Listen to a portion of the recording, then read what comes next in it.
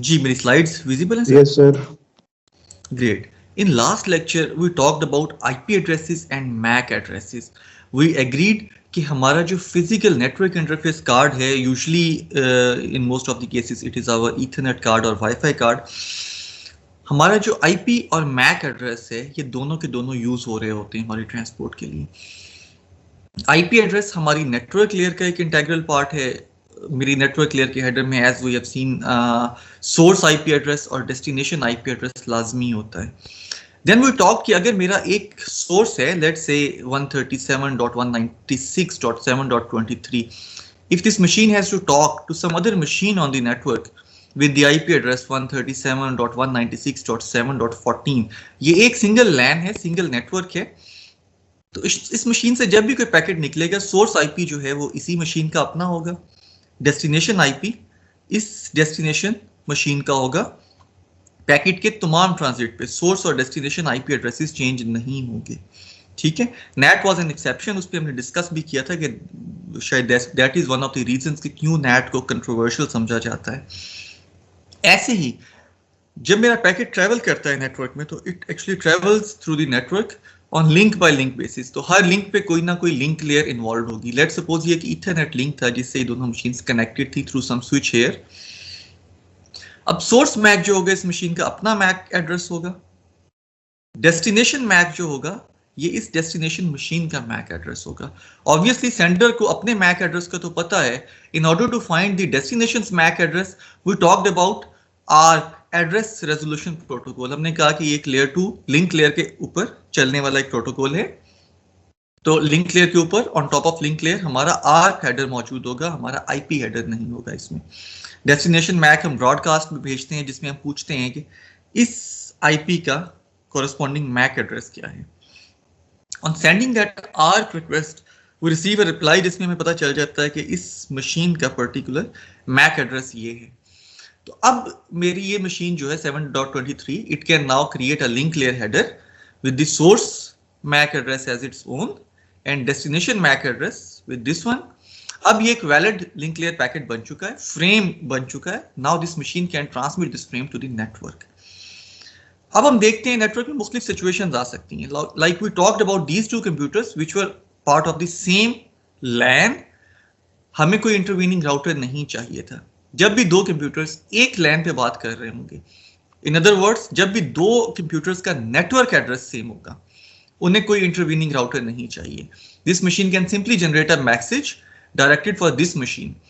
अगर हमें कोई एक इंटरवीनिंग राउटर चाहिए होता तो क्या सिचुएशन होती? Now this is one question जो आप अपनी पैकेट ट्रेसर की लैब्स के बाद बहुत से लोग मुझे पूछते भी रहे थे. आई वांटेड कि हम इसको एक डिटेल्ड डिस्कशन कर सकते हैं. I think now is the time where we can discuss this thing in a detail. Let's suppose मेरे पास दो कंप्यूटर्स हैं. One is computer A with this IP address.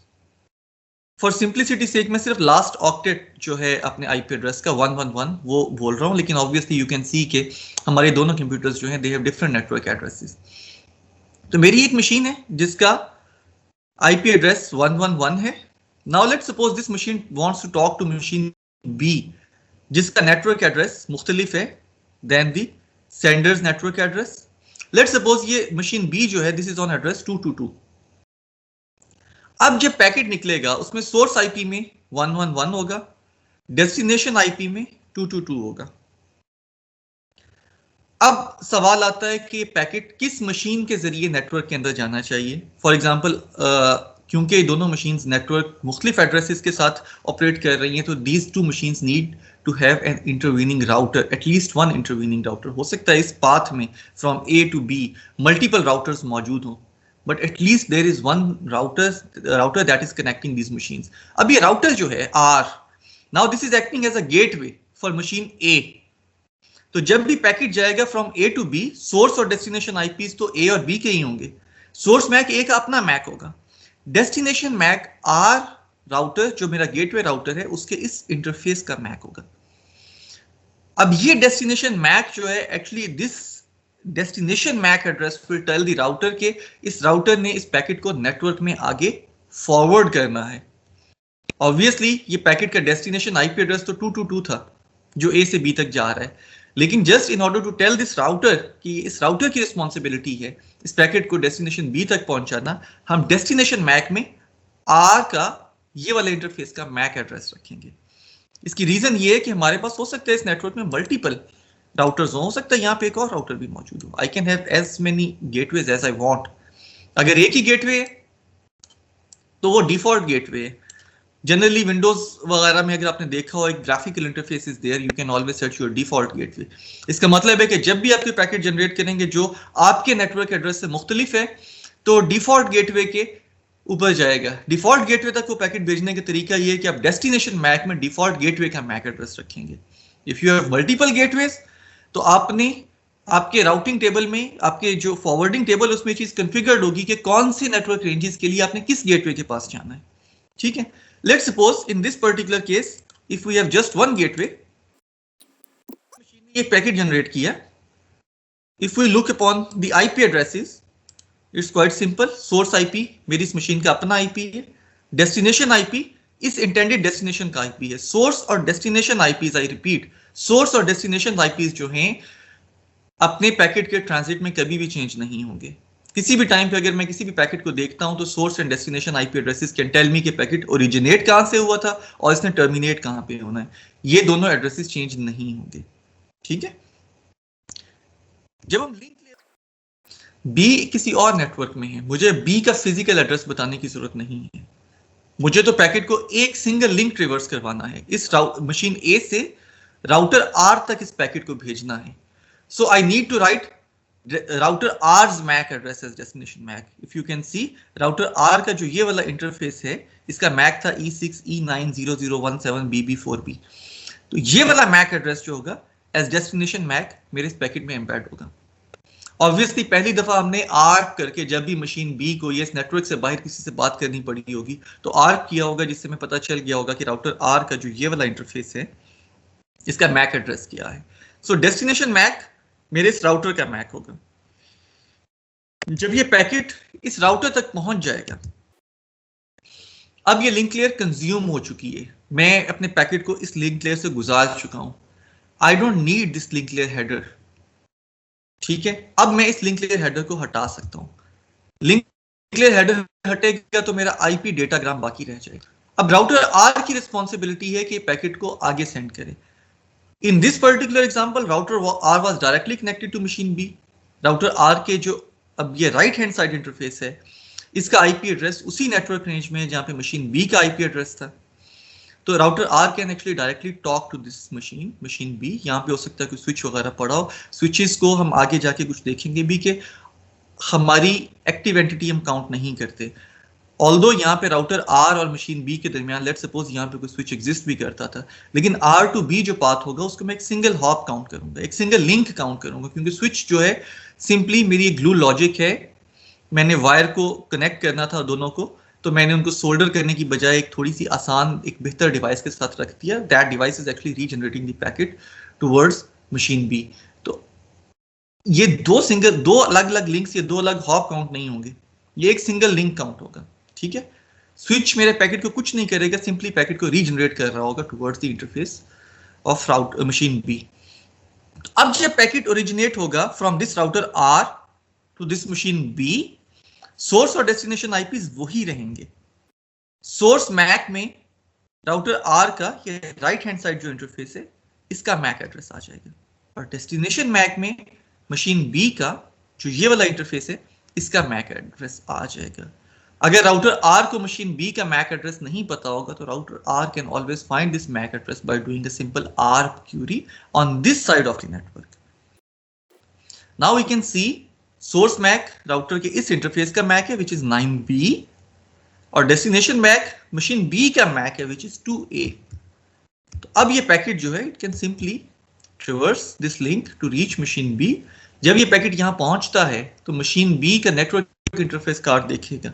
If destination MAC address is intended for machine B, or if destination MAC address is a broadcast MAC address, जिसमें ये सारे hexadecimal digits जो हैं ये FFF की form में आ जाएंगे, तो machine B's network interface card will accept this packet. Otherwise, this will simply discard this packet.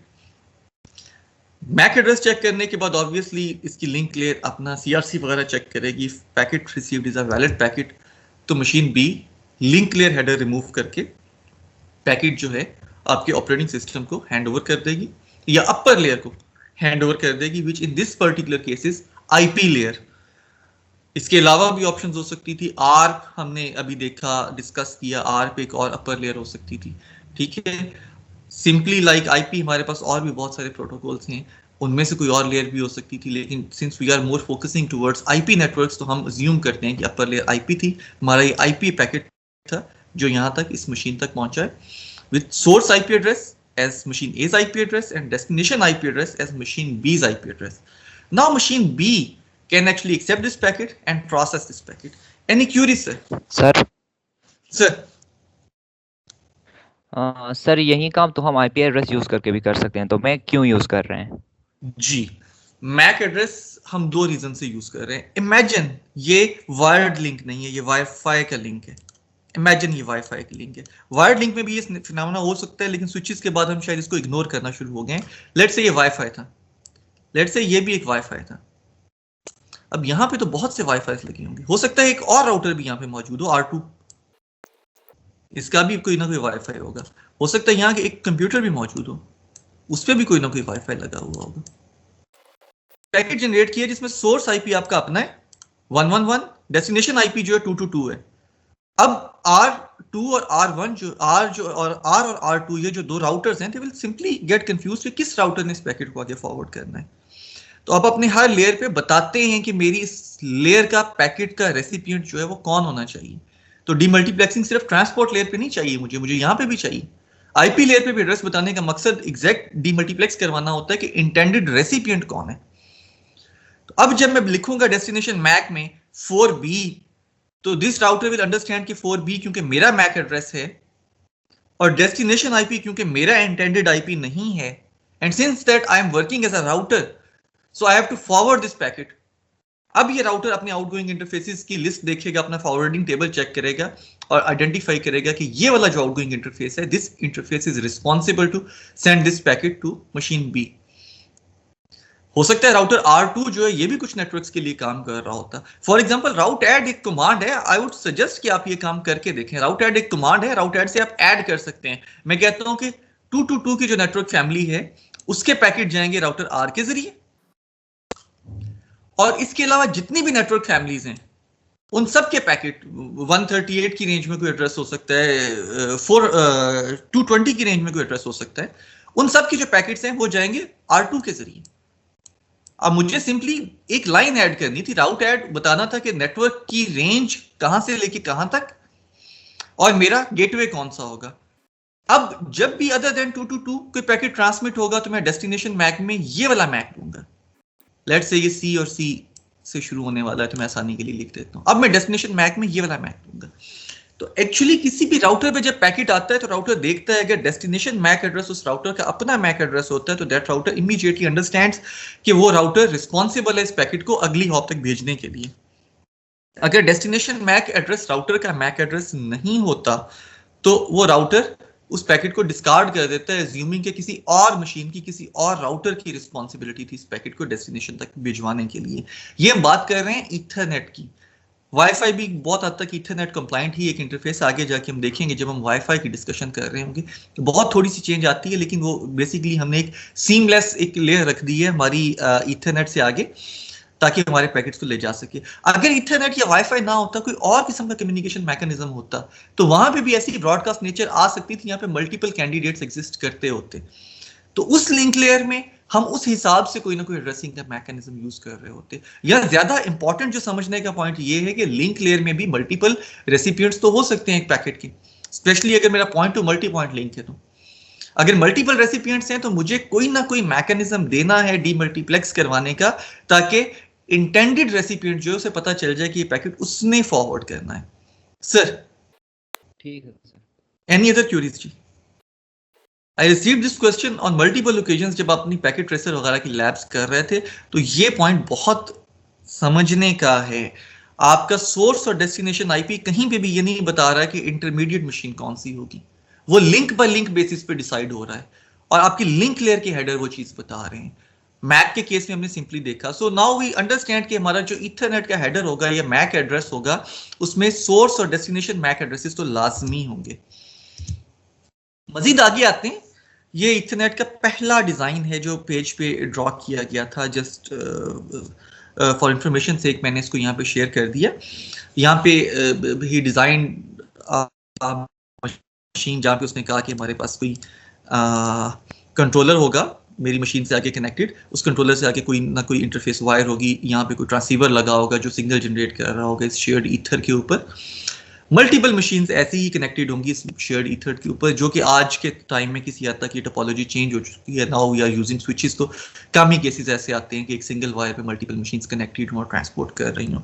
माजी में this used to be a common scenario, हमारी मशीन्स इस फॉर्म में कनेक्टेड होती थी, हमारे टॉप पे और यहाँ पे हमारे टर्मिनल्स होते थे जो सिग्नल्स को एब्जॉर्ब कर रहे होते थे, ताकि वो पैकेट्स जो हैं या सिग्नल्स जो हैं, एनर्जीज जो हैं, वो रिबाउंड ना हो रही है नेटवर्क के अंदर।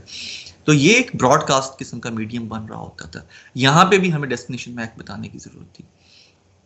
आज हमने इस अप्रोच को थोड़ा सा चेंज कर दिया है इस अप्रोच से। उसका एडवांटेज हमें मीडियम एक्सेस में बहुत ज्यादा मिलता है। इस केस में अगर मेरी इस कंप्यूटर ने, if I write it as machine A, बात करनी होती इस कंप्यूटर से, if I write it as machine B, तो जो पैकेट जनरेट होता है वो ब्रॉडकास्ट पैकेट होता है। तमाम की तमाम मशीन को ये सिग्नल सुन रहा होता। CSMA सबका जो होता है वो उन मशीन्स को एडवाइस कर रहा होता कि they should refrain from transmitting the data. ठीक है, एक सिंगल कोलिजन डोमेन होती, मल्टीपल कंटेंडर्स होते डेटा सेंड करने के लिए। ऑब्वियसली यहाँ पे CSMA उतना अच्छा परफॉर्म नहीं करता, क्योंकि ऑब्वियसली जितने ज्यादा कंटेंडर्स होंगे उतने ज्यादा कोलिजन की प्रोबेबिलिटी भी बढ़ेगी, मल्टीप्लाई होगी। अगर कोलिजन की प्रोबेबिलिटी बढ़ेगी तो इस नेटवर्क में ऑब्वियसली ज्यादा कोलिजन आ सकते हैं। हमें तो बेसिकली कोई ग्लू लॉजिक चाहिए थी, कुछ ना कुछ सोल्डरिंग का मैकेनिज्म चाहिए था, तो हमने इसको रिप्लेस कर दिया इस प्लग एंड प्ले किस्म के डिवाइस से। We called it a ethernet switch. इसका फायदा ये है कि अगर अब मेरी मशीन ए पैकेट भेजती है टुवर्ड्स मशीन बी, तो ये स्विच जो है सिंपली यहां पे पैकेट रिसीव करता है और इस आउटगोइंग इंटरफेस पे पैकेट जनरेट करना शुरू हो जाता है। इन दोनों मशीन्स को ये पैकेट नहीं मिलता। इस काम के लिए स्विच अपना एक टेबल मेंटेन करता है जिसको स्विच टेबल कहते हैं। इंटरेस्टिंग बात यह है कि in order to maintain that table switches कोई पैकेट एक्सचेंज नहीं करते। Just by listening to the incoming packets switch can find out कि मेरे इस इंटरफेस नंबर लेट सपोज 1 की साइड पे मैक एड्रेस A एग्जिस्ट करता है, मेरे इंटरफेस 2 की साइड पे मैक एड्रेस B एग्जिस्ट करता है। अगर किसी एंट्री के बारे में स्विच को पता नहीं होगा, आगे हम देखेंगे भी कुछ देर में, तो स्विच सिंपली सबको ब्रॉडकास्ट कर रहा होगा। लेकिन इवेंचुअली कुछ पैकेट ट्रांसमिशंस के बाद स्विच सीख चुका होगा कि कौन सा मैक एड्रेस मेरे किस आउटगोइंग इंटरफेस की तरफ है। तो अब हमने कोलिजन डोमेन्स को बहुत छोटा कर दिया। इस वजह से हमारा CSMA CD जो है बहुत एफिशिएंटली काम करता है ओवर आवर लैब एनवायरनमेंट्स, जहाँ पे हमने स्विचेस के साथ इन मशीन्स को अलग अलग कर रखा है। अब कोलिजन डोमेन्स इतनी छोटी हो गई हैं कि कोलिजन एक्चुअली में बहुत कम आ रहे हैं। इसी वजह से हम अपनी ईथरनेट ट्रांसमिशंस पे काफी ज्यादा रिलाई कर सकते हैं। This is quite a cheap commodity. ये हमें हार्डली $4 $5 से जो है 8 पोर्ट स्विचेस वगैरह मिलना शुरू हो जाते हैं। Obviously there are some advance switches जो काफी एफिशिएंटली नेटवर्क की मैनेजमेंट और बहुत सारी फीचर्स हमें देना भी शुरू हो जाते हैं। And also the relevant prices do rise उन फीचर्स के साथ साथ जो एडिशनल पैरामीटर्स हमें उनसे मिलते हैं। लेकिन ये एक बहुत बेसिक, बहुत ट्रिवियल कॉन्सेप्ट की अगर हम बात करें तो हम कह सकते हैं कि हमारा ईथरनेट ये एक टोपोलॉजी जो इस फॉर्म में जब हम मशीन्स को कनेक्ट करते थे तो हम कह देते थे कि ये एक बस टोपोलॉजी की फॉर्म में अपने नेटवर्क बनाएं। बहुत रेयरली आपको इस किस्म के नेटवर्क्स आज नजर आएंगे। आज हम जनरली स्विच से वायर्स निकालते हैं और हर मशीन को डायरेक्टली कनेक्ट कर देते हैं विद द स्विच। ठीक है, आप अगर अपनी लैब में भी देखेंगे तो दैट इज वाई आपको इतना बड़ा एक बंच वायर्स का नजर आता है जिनको इकट्ठी किसी पैनल से गुजार के जाके ड्रॉप कर रहे होते हैं टू दी स्विच। ठीक है, इसका हमें थोड़ा सा वो वायर्स तो बढ़ जाती हैं, लेकिन इसका हमें एडवांटेज ये होता है कि every machine is independently connected forming a star topology. Her machine अपनी इंडिपेंडेंट वायर के साथ, स्विच के साथ कनेक्टेड है। एफिशिएंसी ऑब्वियसली इन चीज़ों में लाई कर सकती है कि आपने स्विच को नेटवर्क की कितनी ऐसी जगह पे रखा है कि आपको कम से कम ये वाली वायर्स यूज़ करनी पड़े।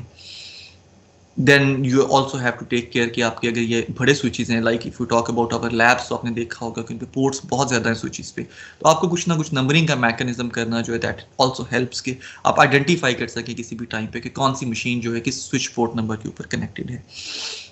ठीक है, एक जनरल यहाँ पे और चीज जिसको मजीद आगे जाके भी पढ़ेंगे, लेट सपोज इनफैक्ट कुछ देर के बाद हम उसको डिस्कस करें तो will be having a better picture, वहां पे हम ज्यादा बेहतर से इस चीज को डिस्कस कर सकते हैं। Any question so far? ये मेरा इथरनेट का हेडर है। Everything we have studied in our layer, the study of TCP IP stack, वो सब चीजें यहाँ पे कवर हो रही हैं अगर आप गौर करें तो। असल में मेरा जो इथरनेट का हेडर है it starts from this place, और ये इथरनेट का डेटा पेलोड यहाँ पे आके खत्म हो जाता है। इससे पहले का जो हिस्सा है दैट इज प्रीएम्बल, जिसको हम कहते हैं ट्रेनिंग सीक्वेंस। ये नोन है सेंडर और रिसीवर के दरमियान में। फॉर एग्जांपल अगर इथरनेट स्टैंडर्ड है तो we use 7 bytes with this pattern and 1 byte for this pattern. ये सेंडर और रिसीवर के क्लॉक रेट्स को सिंक्रोनाइज करने के लिए यूज होती है। ठीक है, ऑब्वियसली रिसीवर जब पैकेट रिसीव करेगा तो ये तो नॉन सीक्वेंस थी, इसको तो हटाया जा सकता है, इसका कोई यूज नहीं है आपके लिए।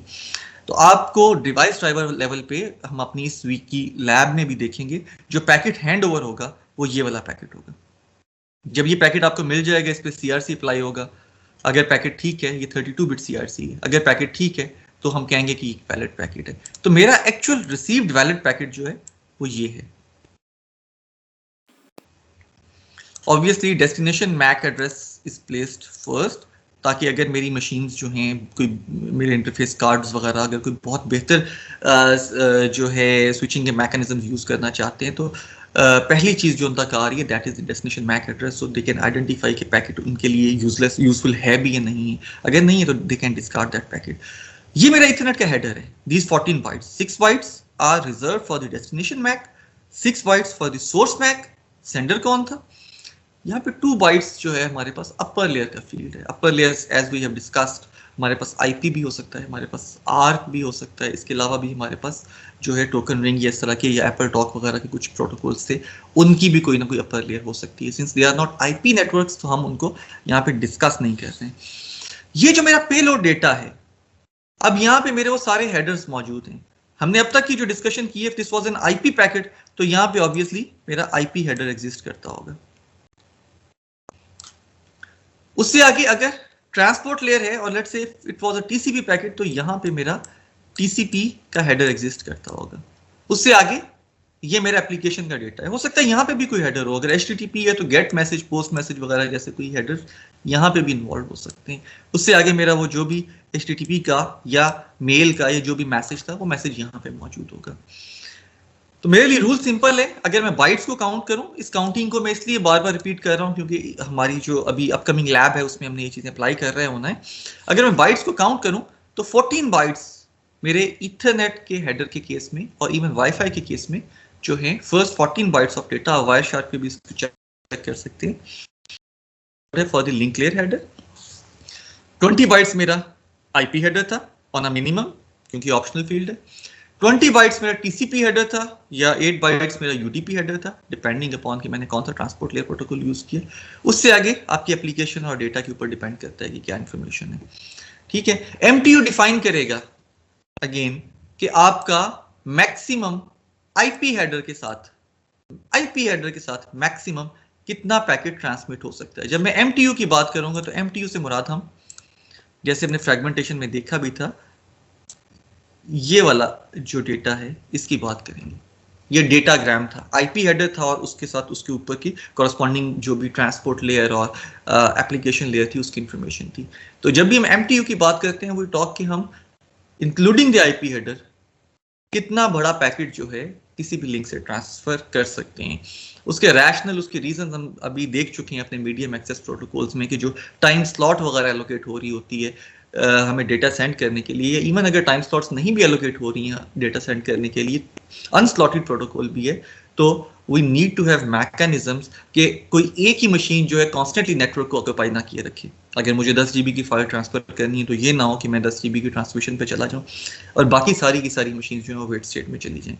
तो उसमें हमने ऑब्वियसली एक मैक्सिमम लिमिट या साइज फिर भी हमें डिफाइन करना पड़ता है कि इतनी देर के बाद दूसरी मशीन्स को भी टर्न मिलनी चाहिए ताकि एक कॉन्सेप्ट ऑफ फेयरनेस आना शुरू हो जाए तमाम पार्टिसिपेंट्स के अंदर। ये ना हो कि एक पार्टिसिपेंट तो वाईफाई पे ईमेल नहीं कर पा रहा, दूसरा जो है वो that participant is actually able to stream high definition videos on from YouTube और may be from other streaming service. ठीक है, any question so far? We have already gone through this discussion. हम डिस्कस कर चुके हैं कि हमारा source destination mac और पेलोड किस फॉर्म में ऑर्गेनाइज्ड होता है। CRC now we know sir how इसका टू साइज क्या होता है? किसका? डेटा आपका जो ईथरनेट का MTU है, I don't remember it exactly, I think it should be 1570 bytes और समवेयर अराउंड दैट। मैं इसको नेक्स्ट लेक्चर में भी कंफर्म करके आपको बता भी दूंगा। It is somewhere around 1500 some bytes, 1560 है 1570, यहाँ पे कोई नंबर है। ठीक है, इससे बड़ा पैकेट होगा तो हमने फ्रैगमेंटेशन देखा है कैसे काम करती है, हम डेटा को हमें फ्रैगमेंट करना पड़ेगा। Right sir? ठीक है सर यही क्यूरी थी आपकी? Yes sir. ग्रेट, हम आगे चलते हैं।